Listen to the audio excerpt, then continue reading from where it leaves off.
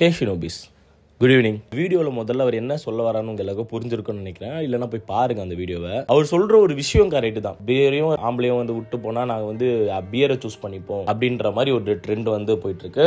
இது உண்மையிலேயே ஒரு ஹேட் ரேட்டை பரப்புற ஒரு ட்ரெண்ட் தான் என்ன பொறுத்த இருக்கும். ஆனால் நீங்கள் இன்னொரு சைடு ஒன்று யோசிக்கணும். இதில் வந்து நீங்கள் அந்த ப்ரோக்கு நீங்கள் சப்போர்ட் பண்ணுங்க, இல்லை எனக்கு நீங்கள் சப்போர்ட் பண்ணுங்க அப்படிலாம் எதுவுமே கிடையாது. ஒரு உண்மையிலேயே ஒரு மனுஷனா ஒரு நிமிஷம் நான் சொல்றது கொஞ்சம் யோசிச்சு பாருங்க. யோசிச்சு பார்த்துட்டு ஒரு கன்க்ளூஷனுக்கு நீங்களே வாங்க. ஒரு நியூட்ரலா இருங்க இந்த டைம்ல. சாடு ஷினோபிஸ்லாம் வேண்டாம். ஒரு நியூட்ரலான ஒரு ஆளா இந்த வீடியோ பார்த்துட்டு உங்களோட ஒப்பீனியன் சொல்லுங்க. ஓகேவா? என்னோட பர்சனல் எக்ஸ்பீரியன்ஸ்ல இருந்தே சொல்றேன். ஸ்கூல் போகும்போது பைக்ல ஒரு வாட்டி லிஃப்ட் கேட்டு வந்துட்டு இருந்தேன். இது நிறைய பேருக்கு இந்த சம்பவம் நடந்திருக்கும். திடீர்னு அந்த அங்கிள் வந்து தகாதத்துல தொட்டுட்டாரு. யாரா வந்துட்டு வண்டியில விட்டு இறங்கிட்டேன். அப்பதான் எனக்கு ஃபர்ஸ்ட் டைம் அந்த மாதிரி ஒரு விஷயத்தை நான் எக்ஸ்பீரியன்ஸ் பண்றேன். இது வந்து நான் சொல்றேன் நான் 9th படிக்கும் போது ரொம்ப நாளுக்கு முன்னாடி. ஓகேவா? ரீசெண்டா என்ன ஆச்சு, ஒரு பைக் டாக்ஸி மூலியமா நான் வரும்போது திருப்பி எனக்கு அதே மாதிரி ஒரு சம்பவம் நடக்குது அந்த பைக் டாக்ஸிக்காரன் கூட. இது ரெண்டாவது வாட்டி நடக்குனால திருப்பி நான் இறங்கிட்டேன். அந்த இடத்த விட்டு சீக்கிரமா திட்டிட்டு வந்துட்டேன் நான். இப்போ என்னோட ஒர்க் வந்து பாத்தீங்கன்னா எனக்கு பைக் டாக்ஸில தான் எனக்கு போய் ஆகணும். எனக்கு வந்து ஒரு ஷூட் ஒன்று இருந்தது. அதுக்கு நான் ஒருத்தவங்க வீட்டுக்கு போகணும். ஸோ அப்படி போகும்போது நைட் டைம்ல ஒரு டைமும் எனக்கு நான் ஏறும் போது லைட்டா ஒரு கிட்ட வந்தாலுமே எனக்கு அந்த ஒரு பயம் இருக்கும். திருப்பி என்னடா அப்படின்ற மாதிரி எனக்கு ஒரு ஜோன் வந்து எனக்கு கிரியேட் ஆச்சு. நல்லா நோட் பண்ணிக்கோங்க இந்த மேட்டர். எல்லாருமே அப்படிதான் இருப்பாங்க நான் சொல்லல. ஒரு 2-3 பேர் பண்ணனால எனக்கு அந்த மாதிரி ஒரு சரௌண்டிங் வந்து எனக்கு கிரியேட் ஆயிடுச்சுன்ற ஓப்பனா சொல்றேன். எனக்கு வந்து அந்த பவர் இருக்கு. திருப்பி அவனை அடிக்கக்கூடிய அந்த ஒரு விஷயம் இருக்கு. என்ன ப்ரொடெக்ட் பண்றதுக்கு எல்லாமே என்கிட்ட இருக்கு. சோ எனக்கே அப்படின்னா நம்ம பிசிக்கலி ஸ்ட்ராங் தான். கேர்ள்ஸ் என்ன பண்ணுவாங்க, இதத்தான் கேர்ள்ஸ் வந்து சொல்லாம சொல்றாங்க. இந்த மேட்டரை தான் இந்த மாதிரி ஒரு அன்சேஃபான ஒரு சொசைட்டியை கிரியேட் பண்ணி கொடுக்கறது நம்ம தான். நீங்க ஒத்துக்கணும் இந்த இடத்துல. நீங்க வந்து ஒரு 4 பொண்ணுங்களை பார்த்துட்டு எல்லா பொண்ணுங்க வாழ்க்கையும் இப்படிதான் இருக்கும்னு நீங்க நம்பிடாதீங்க. இன்னுமே கஷ்டப்படுற பஸ்ல ஹராஸ்மெண்ட் டெய்லி ஃபேஸ் பண்ற பெண்களும் இங்க நிறைய பேர் இருந்துட்டு தான் இருக்காங்க. அதுக்கு காரணம் நம்ம கிடையாது. நான் ஒழுங்கமா இருக்கேன். ஆனா என்ன மாதிரியே இன்னொருத்தர் இருப்பானா, அவனும் ஒழுக்கமா தானே இருக்கணும். இன்னும் நம்ம எத்தனை காலம் தான் நம்ம இப்படியே சொல்லிக்கிட்டு இருக்க போறோம். எல்லாம் அவன் எவனோ பண்றான்ட்டு நம்ம காரணமாயிடுவோம். இது ஆக்கணும். நம்ம இருக்கிற மாதிரி நம்ம ஒழுக்கமா இருக்க மாதிரி அங்க எல்லாருமே இருக்கணும். இது தப்பான ஒரு விஷயம் கிடையாது. இது வந்து ஒரு பேசிக் ரூல்ஸ் கவர்மெண்ட் மூலியமா.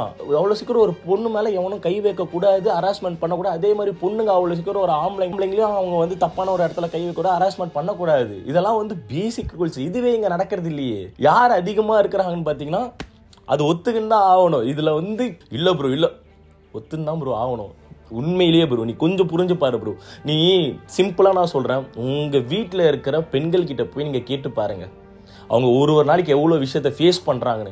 அப்படியே உங்க அண்ணன் கிட்ட கேட்டு பாருங்க. நான் சொல்றது இந்த ஹராஸ்மெண்ட், இந்த அபியூஸ், இந்த மேட்டர்ல நான் சொல்றேன். ஓகேவா? அவங்க அண்ணனை எத்தனை பொண்ணுங்க பண்றாங்க, உங்க அக்கா உங்க தங்கச்சி எத்தனை பேர் பண்றாங்க, நீங்க போய் கேளுங்க. அப்பயே உங்களுக்கு அதுக்கான ஆன்சர் கிடைச்சிடும் யார் அதிகமா இந்த வேலையை பண்ணிட்டு இருக்காங்க. இன்னும் உலகம் வந்து மாறல ஃபுல்லா டோட்டலா. எத்தனை இன்ஸ்டாகிராம்ல 18+ மீம் பேஜ் இருக்கு. எத்தனை ஆக்ட்ரஸோட போட்டோஸ் போட்டு இல்ல பொண்ணுங்களோட போட்டோஸ் போட்டு நம்ம இன்ஸ்டால இருக்கிற பொண்ணுங்களோட போட்டோஸ் போட்டு தப்பா பேசி அதுக்கு கமெண்ட் செக்ஷன் நீங்க ஓபன் பண்ணி பாருங்க. கமெண்ட்லயே அவங்கள பாதி அந்த பொண்ணுங்களை இது பண்ணிடுவாங்க. அந்த மாதிரி ஒரு பொண்ணு வந்து ஒரு பசங்களோட இதுவை வச்சு அசிங்கமா ஒரு அக்கௌண்ட் ஓபன் பண்ணி நான் பார்க்கலாப்பா. ஒரு பொண்ணே வந்து ஒரு பையனை பத்தி இவன் செம்ம அழகா இருக்கான், ஹாட்டா இருக்கான்னு கமெண்ட் பண்ணா நீங்க என்ன பண்றீங்க? வரியா ஒரு நாள் நைட்டு கேட்கறோமா இல்லையா? இது ஒன்னும் மாறலையே. இது அப்படியே தானே இருக்கு. இந்த விஷயத்த வெளிப்படையா சில விஷயத்த ஒத்துக்கணும். இன்னும் அப்படிதான் இருக்கு. கேர்ள்ஸ் வந்து கிரைம்ஸே பண்ண மாட்டாங்க அப்படின்லாம் நான் சொல்லவே வரல. நீங்க ஒரு விஷயத்த புரிஞ்சுக்கணும். பொண்ணுங்க பண்ற கிரைம்ஸ் வந்து பசங்க பண்ற ரேப் அண்ட் ஹராஸ்மெண்ட்ல வந்து சேர்க்காதீங்க.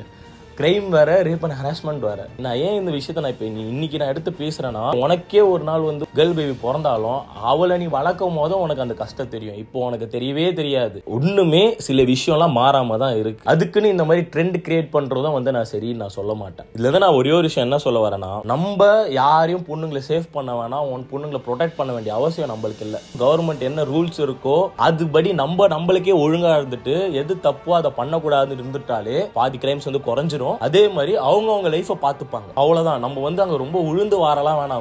அவங்களுக்கு அவங்கள பார்த்துக்க தெரியும். நம்ம ஒழுங்கா இருந்துட்டா போதும் தான் நான் வந்து சொல்றேன். நீங்க ஒரு நிமிஷம் யோசிங்க. நான் சொன்ன விஷயத்த வந்து நீங்க வந்து அது வந்து எப்படி சொல்றது, என்னயா இவர் வந்து பொண்ணுங்க சப்போர்ட் பண்றான், பொண்ணுங்க ஃபாலோவர்ஸ் கிடையாது. நான் கூட இப்போ ஒரு 5 நிமிஷம் எல்லாத்தையும் வந்து ஆமா இதெல்லாம் கரெக்ட்னு பேசிட்டு சாடு இது இந்த எமோஜி எல்லாத்தையும் போட்டுருவீங்க. அந்த மாதிரி எனக்கு பொழைக்கணும்ன்ற எனக்கு அவசியமே எனக்கு கிடையாது. நான் வந்து சாடு சிக்மா ஆல்பா அதெல்லாம் கிடையாது. நான் ஹியூமன், அவ்வளவுதான். சாதாரண மனுஷன். இப்ப நான் ஒரு வீடியோ ஜாலிக்கு போட்டேன், அதுவே தப்பா கன்வே ஆயிடுச்சுன்னா எடுத்துட்டேன், அவ்வளவுதான். என்னால அது இன்ஃப்ளூயன்ஸ் ஆக வேணாம். அது தப்பா உங்க லைஃப்ல நடக்கும் போது தான் உனக்கு தெரியும் அந்த ஒரு விஷயம். உனக்கே அப்படி இருக்குன்னா அவங்க டெய்லி எத்தனையோ பேர் வந்து ஃபேஸ் பண்ணிட்டா போறாங்க, தைரியமா கை வைக்கிறானுங்க. அதெல்லாம் மாறும் கண்டிப்பா. அதுக்கு வந்து கவர்மெண்ட் கண்டிப்பா ஸ்ட்ரிக்டான ஆக்ஷன்ஸ் எடுத்தே ஆகணும். அதுக்கு நான் இவ்வளோ கத்திங்க யூஸ் இல்லை, கவர்மெண்ட் அதுக்கு ஸ்ட்ரிக்டான ஆக்ஷன் எடுத்துட்டாலே முடிஞ்சது வேலை. ஸோ என்னைக்கு நம்ம எல்லாருமே வந்து கிரைம் ரேட், ரேப் ரேட் எல்லாமே குறையுதோ அன்னைக்கு அவங்க அந்த மாதிரி பேசுகிறாங்கன்னா அப்போ நம்ம வந்து கேள்வி கேட்க ஒரு நியாயம் இருக்குது. அது குறையாத இருக்கும், அவங்களெல்லாம் கேள்வி கேட்கவே முடியாது. குறுக்கு வழியில் வாழ்வு தேடிடும் குருட்டு உலகமடா.